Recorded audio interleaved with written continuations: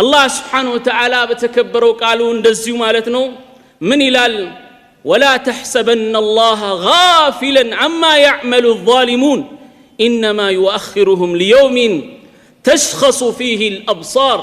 الله من ይላል ولا تحسبن الله سبحانه وتعالى አታስብ ምን አድርገህ غافلا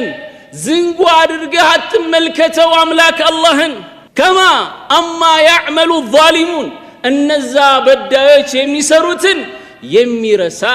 የሚዘነጋ አድርገህ አታስብ አላህ ሊያቆያቸው ይችላል انما يؤخرهم እነሆ የሚያቆያቸው ليوم ለዛን ቀን ነው ለየትኛው ቀን تشخص فيه الابصار አይኖች ፍጥጥ የሚሉበት በድንጋጤ ማለት ነው ከባድ ቀን ከመሆኑ የተነሳ አይኖች ለሚፈጡበት ቀን ነው አላህ የሚያቆያቸው የዛን ቀን የሚገባውን ይሰጣቸው ያቺ ከባድ ቀን يوم القيامه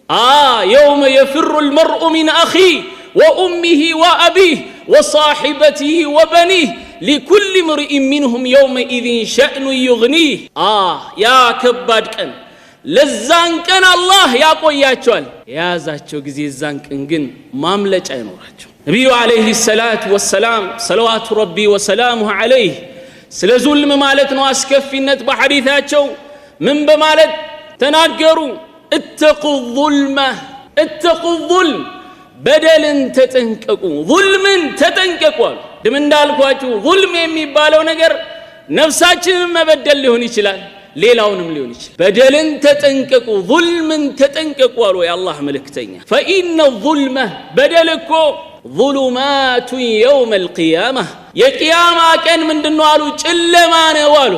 ኑር በሚያስፈልግበት ቀን ማለት ነው ጨለማ ሆኖ ነው የሚመጣው ከዛ እንደናበራለን ከየት ወስደን ብርሃን አግኝተን እንጓዛለን እነዛ ብርሃን ያላቸውን ሰዎች የዛን ቀን ከባዱ ቀን እንኳን ቀድሞውን ሲገሰግዙ ሲሄዱ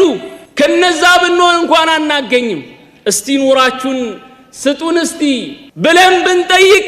አይሰጡንም والله يوم القيامة ብርሃን ማግኘት የምንችለው ዛሬ በለፋነው ስራ ዛሬ ላይ ቻርጅ ያደረግነው ስራችን ነው ነገ ምንም ይሆነን ብርሃንም ይሆነን ዛሬ ይዘን ካልሄድን ማግኘት አንችልም قيل ارجعوا وراءكم فالتمسوا نورا ይባላል ማለት ስለዚህ አህባቢ በደል ምንድነው አሉ የአላህ መልእክተኛ يوم القيامة ጨለማ ነው ስለዚህ ማስተዋል አለብን በደልን ከመፈጸማችን በፊት እነዚህን አናቅስቶችና የመልእክተኛውን ሰለላሁ ዐለይሂ ወሰለም ንግግሮችን ማስተዋል አለብን አላህ